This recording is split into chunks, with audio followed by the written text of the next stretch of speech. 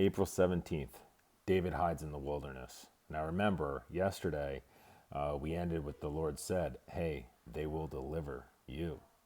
So now, fast forward 1 Samuel 23:13. So David and his men, about 600, arose and departed from Keilah and went wherever they could go.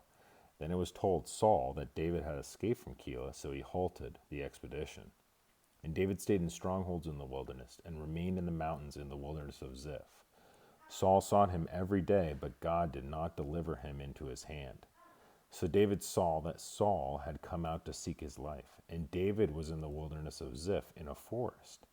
Then Jonathan, Saul's son, arose and went to David in the woods and strengthened his hand in God. And he said to him, do not fear, for the hand of Saul my father shall not find you. You shall be king over Israel, and I shall be next to you. Even my father Saul knows that. So the two of them made a covenant before the Lord, and David stayed in the woods, and Jonathan went to his own house. Then the Ziphites came up to Saul at Gibeah, saying, is David not hiding with us in strongholds in the woods, in the hill of Hachilah, which is on the south of Jeshimon? Now therefore, O king, come down according to all the desire of your soul to come down, and our part shall be to deliver him into the king's hand. And Saul said, blessed are you of the Lord, for you have compassion on me. Please go and find out for sure, and see the place where his hideout is, and who has seen him there. For I am told he is very crafty. See therefore, and take knowledge of all the lurking places where he hides, and come back to me with certainty, and I will go with you. And it shall be, if he is in the land, that I will search for him throughout all the clans of Judah. So they arose and went to Ziph before Saul. But David and his men were in the wilderness of Maon, in the plain on the south of Jeshimon. When Saul and his men went to seek him, they told David. Therefore he went down to the rock, and stayed in the wilderness of Maon. And when Saul heard that, he pursued David in the wilderness of Maon. When Saul went on one side of the mountain, and David and his men on the other side of the mountain, so David made haste to get away from Saul. For Saul and his men were encircling David and his men to take them. But a messenger came to Saul, saying, hurry and come, for the Philistines have invaded the land. Therefore Saul returned from pursuing David, and went against the Philistines. So they called that place the Rock of Escape. And then David went up from there and dwelt in strongholds at En-Gedi. To the chief musician, with stringed instruments, a contemplation of David, when the Ziphites went and said to Saul, is David not hiding with us? Save me, O God, by your name, and vindicate me by your strength. Psalm 54, verse 2. Hear my prayer, O God. Give ear to the words of my mouth. For strangers have risen up against me, and oppressors have sought after my life. They have not set God before them. Behold, God is my helper. The Lord is with those who uphold my life. He will repay my enemies for their evil, cut them off in your truth. I will freely sacrifice to you. I will praise your name, O Lord, for it is good. For he has delivered me out of all trouble, and my eye has seen its desire upon my enemies. Now it happened, when Saul had returned from following the Philistines, 1 Samuel verse 24, that I was told him, saying, take note, David is in the wilderness of En-Gedi. Then Saul took 3,000 chosen men from all Israel, and went to seek David and his men in the rocks of the wild goats. So he came to the sheepfolds by the field, by the road, where there was a cave, and Saul went in to attend to his needs. David and his men were staying in the recesses of the cave. Then the men of David said to him, this is the day of which the Lord has said to you, behold, I will deliver your enemy into your hand, that you may do to him as it seems good to you. And David arose and secretly cut off a corner of Saul's robe. Now it happened afterward that David's heart troubled him because he had cut Saul's robe. And he said to his men, the Lord forbid that I should do this thing to my master, the Lord's anointed. So stretch out my hand against him, seeing he is the anointed of the Lord. So David restrained his servants with these words, and did not allow them to rise against Saul. And Saul got up from the cave and went on his way. David also arose afterward, went out of the cave, and called out to Saul, saying, my lord, the king. And when Saul looked down behind him, David stooped with his face to the earth and bowed down. And David said to Saul, Why do you listen to the words of men who say, indeed, David seeks you harm?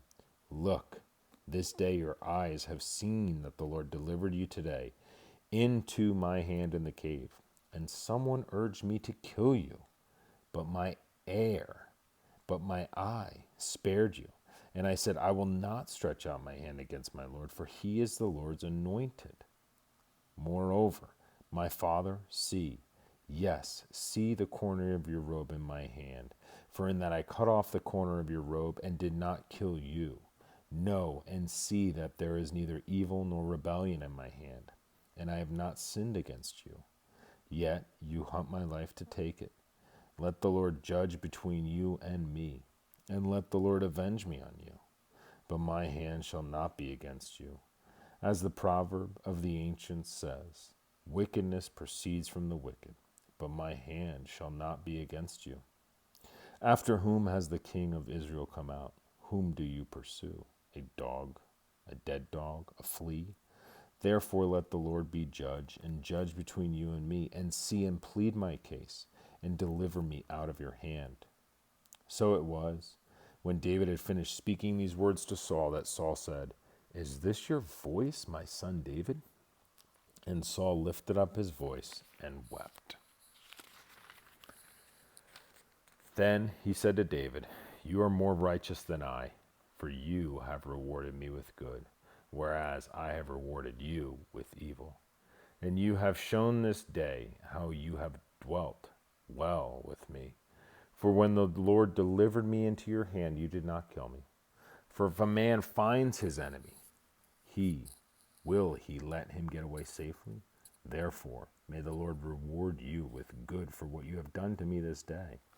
And now I know indeed that you shall surely be king, and that the kingdom of Israel shall be established in your hand. Therefore, swear now to me by the Lord that you will not cut off my descendants after me, and that you will not destroy my name from my father's house. So David swore to Saul, and Saul went home, but David and his men went up to the stronghold. Then Samuel died, and the Israelites gathered together and lamented for him, and buried him at his home in Ramah. And David arose and went down to the wilderness of Paran. Now there was a man in Moab, whose business was in Carmel, and the man was very rich. He had 3,000 sheep and 1,000 goats, and he was shearing his sheep in Carmel.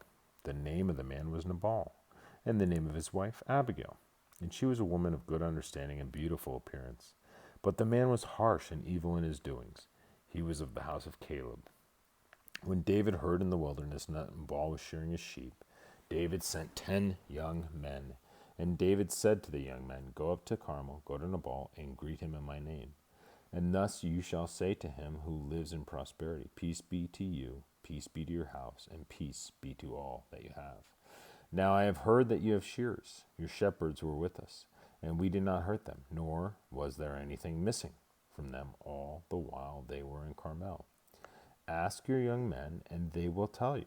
Therefore, let my young men find favor in your eyes, for we come on a feast day. Please, give whatever comes to your hand to your servants and to your son David. So when David's young men came, they spoke to Nabal according to all these words in the name of David and waited.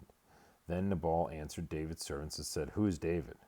And who is the son of Jesse? There are many servants nowadays who break away each one from his master. Shall I then take my bread and my water and my meat that I have killed from my shearers and give it to men who I do not know where they are from? So David's young men turned on their heels and went back, and they came and told him all these words. Then David said to his men, Every man gird on his sword. So every man girded on his sword, and David also girded on his sword. And about 400 men went with David, and 200 stayed with the supplies. Now one of the young men told Abigail, Nabal's wife, saying, Look, David sent messengers from the wilderness to greet our master, and he reviled them. But the men were very good to us, and we were not hurt, nor did we miss anything as long as we accompanied them. When we were in the fields, they were a wall to us both by day and night, all the time we were with them, keeping the sheep.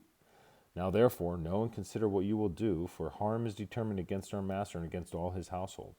For he is such a scoundrel that one cannot speak to him. Then Abigail made haste and took 200 loaves of bread, 2 skins of wine, 5 sheep already dressed, 5 seahs of roasted grain, 100 clusters of raisin, 200 cakes of figs, and loaded them on the donkeys. Said to her servants, "Go on before me. See, I am coming after you." But she did not tell her husband Nabal. So it was, as she rode on the donkey, that she went down under cover of the hill, and there were David and his men coming down toward her, and she met them. Now David had said, "Surely in vain I have protected all that this fellow has done in the wilderness, so that nothing was missed of all that belongs to him, and he has repaid me evil for good. May God do so more also to the enemies of David, if I leave one male of all who belong to him by morning light." Now, when Abigail saw David, she dismounted quickly from the donkey, fell on her face before David, and bowed down to the ground. So she fell at his feet and said, "O me, my lord, on me let this iniquity be, and please let your maidservant speak in your ears, and hear the words of your maidservant. Please let not my lord regard this scoundrel Nabal, for as his name is, so is he. Nabal is his name, and folly is with him. But I, your maidservant, did not see the young men of my lord whom you sent. Now therefore, my lord, as the Lord lives and as your soul lives, since the Lord has held you back from coming to bloodshed and from avenging yourself with your own hand, now then let your enemies and those who seek harm for my lord be as Nabal. And now this present which your maidservant has brought to my lord, let it be given to the young men who follow my lord. Please forgive the trespass of your maidservant, for the Lord will certainly make for my lord an enduring house, because my lord fights the battles of the Lord, and evil is not found in you throughout your days. Yet a man has risen to pursue you and seek your life. But the life of my lord shall be bound in the bundle of the living, the Lord your God. And the lives of your enemies he shall sling out, as from the pocket of the sling. And it shall come to pass, when the Lord has done for my Lord according to all the good that he has spoken concerning you, and has appointed you ruler over Israel, that this will be no grief to you, nor offense of heart to my Lord, either that you have shed blood without cause, or that my Lord has avenged himself. But when the Lord has dwelt well with my Lord, then remember your maidservant." Then David said to Abigail, "Blessed is the Lord God of Israel, who sent you this day to meet me. And blessed is your advice, and blessed are you, because you have kept me this day from coming to bloodshed, and from avenging myself with my own hand. For indeed, as the Lord God of Israel lives, who has kept me back from hurting you, unless you had hurried and come to meet me, surely by morning light no males would have been left in Nabal." So David received from her hand what she had brought him, and said to her, "Go up in peace to your house. See, I have heeded your voice and respected your person." Now Abigail went to Nabal, and there he was, holding a feast in his house like the feast of a king. And Nabal's heart was merry with him, for he was very drunk. Therefore she told him nothing, little or much, until morning light. So it was in the morning, when the wine had gone from Nabal, and his wife had told him these things, that his heart died within him, and he became like a stone. Then it happened about after 10 days that the Lord struck Nabal, and he died. So when David heard that Nabal was dead, he said, "Blessed be the Lord, who has pleaded the cause of my reproach from the hand of Nabal, and has kept his servant from evil. For the Lord has returned the wickedness of Nabal on its own head." And David said and proposed to Abigail to take her as his wife. When the servants of David had come to Abigail at Carmel, they spoke to her, saying, "David sent us to you to ask you to become his wife." Then she arose, bowed her face to the earth, and said, "Here is your maidservant, a servant to wash the feet of the servants of my lord." So Abigail rode in haste, and rode on a donkey, and attended by 5 of her maidens. She followed the messengers of David, and became his wife. David also took Ahinoam of Jezreel, and so both of them were his wives. But Saul had given Michal his daughter, David's wife, to Palti, the son of Laish, who was from Galim.